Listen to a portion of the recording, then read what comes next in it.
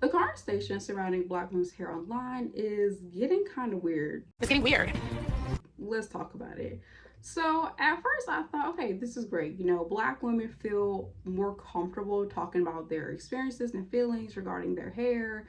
They're starting to share, tips and advice on what they do with their hair, share what kind of products they use. And I thought, this is great. We have a safe space online that connects everyone together, no matter where they live. However, we shifted from empowering Black women and hyping them up to constantly nitpicking what hairstyles look good and should we do, should you lay your edges, and is a straight natural really natural, and it's the constant nitpicking and policing that is literally driving people up the wall.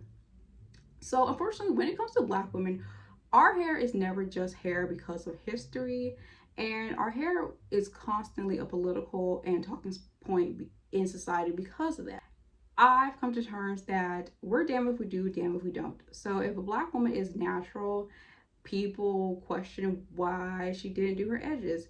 Why is her curls not super defined with a lot of gel? If she's a straight natural, then people, ask her, well, are you even really a natural? If she straightens her hair, people throw out the whitewash allegations. If she wears wigs, people love saying, well, she's a wig warrior, okay, queen of the wig warriors, It seems like no matter what hairstyles that we do, people will belittle us, humiliate us, and embarrass us just because. And the goalposts are constantly moving that we can never meet them, right? And I realized that people don't actually care about empowering Black women to blow their hair, no matter what state it is, and encouraging them. They truly do care about just making a quick buck on a Black woman's name. It's become way too normalized to humiliate Black women online, especially about their hair, and to compare them to non-Black women. There is this YouTuber, and his whole shtick is he goes around asking Black women in public, mind you, okay? So he asked them, like, okay, well, if Black women are so beautiful and Black women love themselves so much, well, why do they wear wigs, right? And so, first of all, he's already starting out asking a leading question, okay? He's already asking a very leading question that wants them to answer a specific way. And that question's already loaded because it gets you emotional, right? You're out in public, you're having fun, and this random guy comes out of nowhere with a camera in your face asking you a loaded question that's going to spark an emotion, right? But he's asking you, like, okay, well, why do you want to be white? So from what I've gathered, because I watched a few of his videos, right? I used to watch a lot of his videos. And so a lot of people, they would actually give him really good responses. A few people would say, well, number one, sure, on a grand scheme of things, on a macro level, yes, like Black people can wear their natural hair. Sure, like there are laws protecting Black people, and there are laws to protect Black people to wear their natural hair. However, on an individual micro level, and natural hair is still deemed as unacceptable, okay? Let's not act like if someone had a curl pattern that people don't see that as beautiful. Let's not act like that's not a thing, right?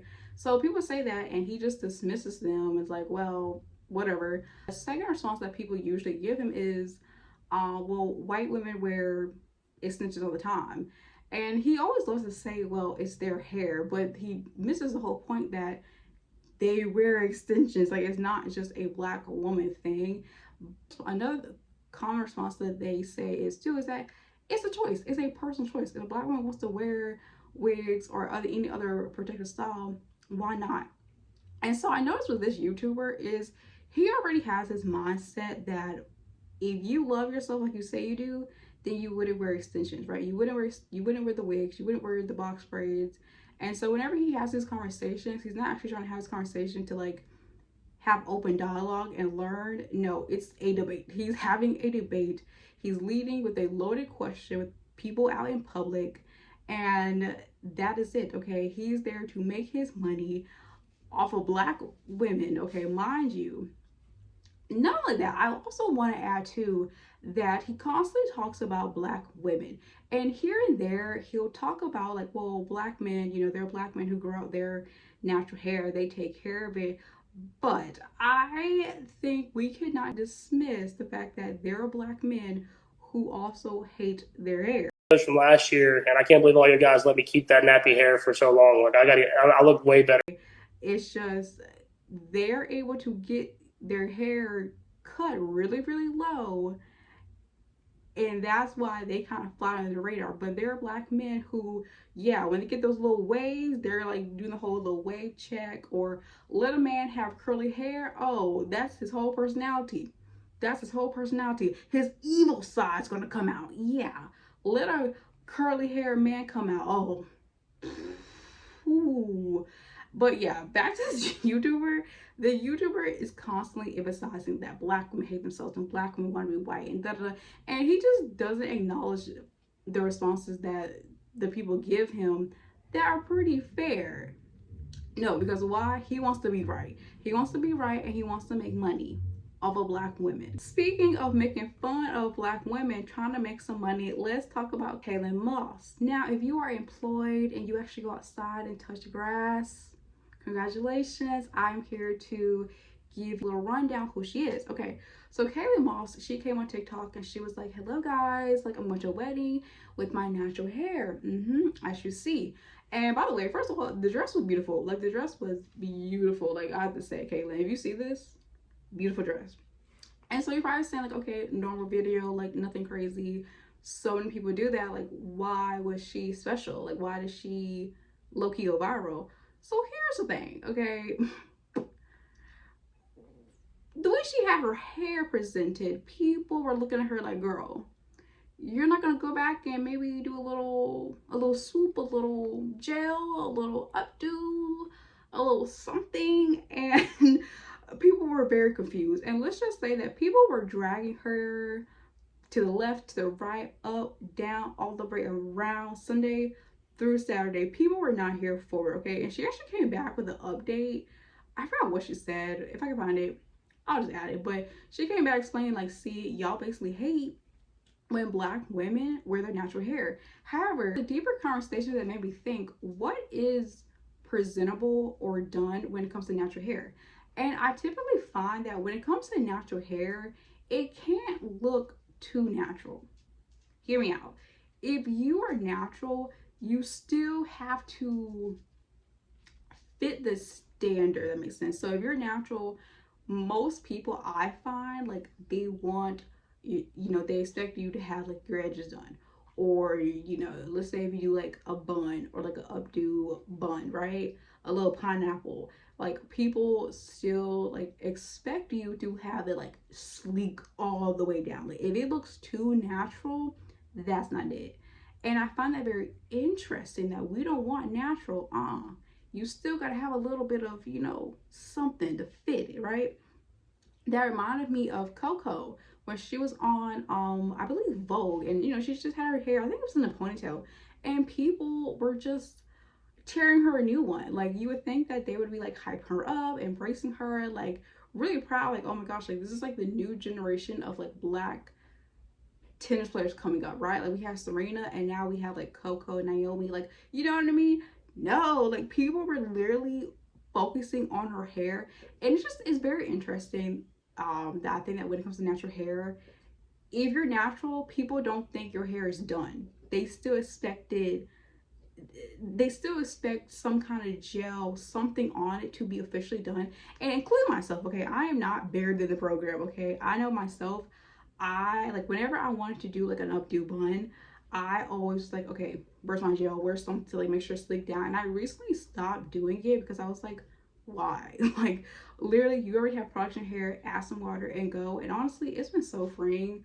It's just been so nice, just the water and just go. But I just had to say that little part. Calling all my Love Island fans, come to the front, come to the front, come to the front. Let's talk, let's talk, let's talk. Okay, so it is the new season 8, I think, season 8, yeah. And so we have the OG girls, Trinity and Anaya, who by the way are beautiful, like literally gorgeous, like gorgeous women, gorgeous young women, okay? And less than a week of them being there, which obviously if you're seeing this, like they've already been there like over a month, okay?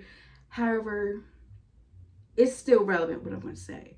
So less than a week of them being there, you think people would be super excited, you know what I mean, ready to see them just have fun, see the new girls really do well. No. Okay. Everyone's talking about Trinity saying, girl, why would you come here with your leave out sewing, especially when you have to do challenges, especially with the water challenges. Then we have Miss Anaya, where people are saying her hair makes her look old. It just doesn't fit her. And then someone had the audacity to say that it's giving social worker. Social worker? What does that mean? What does that mean? What does that mean? Who said that? Who had been saying that? Who said that? Who said that? I'm confused. I'm so confused. What do you mean social worker? Huh? Okay, if you've never seen Love Island, typically the contestants wear box braids or a sew-in, I believe. Someone can correct me down below, but I believe sew-ins, with the exception of Cachet. Cachet on season 3, she wore a wig, but she would take it off and just be chill. Which, by the way, she had like a TWA, and it was so gorgeous. Like Cachet, I love Cachet. She was my personal favorite. But yeah, so typically they wear box braids or sew-ins, which fair enough. You know what I mean? Their days are super super busy. But people were just going so hardcore online, just questioning like why would they do that, and just really just picking them apart. And mind you, I don't even think this season started, and they were already just beating them up. Now, I am a huge fan of reality TV shows. Like, I love trash reality TV show. It is my escapism. I love it. So if you ever watch reality TV shows, like if you ever watch dating reality TV shows, then you already know that the black women there have a very challenging time. Okay, because I've noticed that when black women go on these dating shows, usually they get these edits. Usually they are the therapists for the group, so they're always there for the group. They're always listening to them, comforting them, or they are like the fly in the wall. They're usually not like the romantic interest. They're kind of just there having a good time, free trip. You know what I mean? You may see them like 5-10 minutes, but probably like 2 or 3 episodes in, they're gone. They'll get like the villain edit, which is very very common. Usually the villain edit, or they usually get the like, you're beautiful, you're great, I'll flirt with you, but I'm never going to choose you kind of edit. You know what I mean? You're good, but not good enough kind of edit, right? So imagine being a black woman already knowing, like, okay, there's a potential that I'm already going to be alone. I'm already going to be alone in the show, isolated. The producers are going to pick and choose what they want to do when it comes to me. I can get a horrible edit. Then you got to go back home and know that, wow, people were just making fun of you and being really mean because of your hair. Nothing horrible that you did, okay? You didn't have like, you weren't problematic, you have no controversies. Literally your hair. And I just think it's mind-boggling to know, like, unfortunately, like your community, your people making fun of you because of your hair when you're already having a difficult time. I also want to add, because I saw a YouTuber mention this, that they're like 2 or 3 days ahead of us. So when we see the episodes, like, they've already been there, done that, and like they have things there. So it's like they're able to do their hair, and when they're not recording, they can just relax. So I think people forget, or maybe people don't fully understand how reality TV shows work. Like, yes, they want you to look good, okay, because they are selling us something. So yeah, I just had to add that part. Like, I like, trust. Like, they have things for them to look good, to look the part. Okay, just don't worry. So there is a quote that I found that really summarizes everything that I said in this video, and I personally loved it. I think it just really sets the tone. So I'm gonna read it, and I'm gonna put it maybe right here. So it says, the oppressed, having internalized the image of the oppressor and adapted his guidelines, are fearful of freedom. And I think that is so powerful, because let's look at history, right? We were told that our hair is ugly. We were told we need to cover up our hair. Then eventually, as time went on, we learned like, okay, for us to progress in life, we have to assimilate. We need to either make our curls looser, we need to straighten it, we need to relax it, we need to do anything we can to look the part that white people told us to look. We then flipped around and start nitpicking on what other black people, specifically black women, I've noticed what how our hair should look like. And that's, to me, is so crazy. It's so mind-boggling, and it's honestly really, really sad if you like stop and take a look at it, because it's like, wow, no matter what we do, we're going to be labeled. We're going to be labeled something. And this honestly makes me reflect on how I approach discussing natural hair online, because I think this is like my third video I've talked about it. It makes me think, okay, how do I want to discuss hair in general? Because I would hate if I am talking about natural hair in the natural hair community, and just, yeah, the natural hair community overall, and I would hate if someone watching it thinks I am talking down on them, or I think less of them because, I don't know, like they're not like the typical like natural, or whatever the case may be. So I don't know, it really made me kind of reflect on like how I approach it online, and also like, I don't know, like how I talk about hair just in general, right? Because even though, like, yes, in the grand scheme of things, like, it's not just hair, but it is just hair. And that kind of makes sense. Like, yes, like politically, historically, it's not just hair, but if you really stop and think about it, like, it's literally just hair. And I think that we should be able to just have fun with our hair and express ourselves however we want with our hair, because there's so much going on in the world. Our hair should not be one problem. Okay, we already have 99 problems. Our hair should not be another problem. Okay, like, in the grand scheme of things, of everything going on in the world, our hair should not be one of those things, in my personal opinion. Okay, so that was a lot. Let's just take a deep breath. Okay, how are we feeling? Are we feeling great? I'm feeling great. Okay, thanks guys for watching my video. Okay, please like, comment, and subscribe. Okay, in the meantime, drink some water, stay moisturized, mind your business, and I will see you guys next time. Listen, listen. Yeah. No, you're wrong when you say you don't wanna dance. That's not like you, yeah.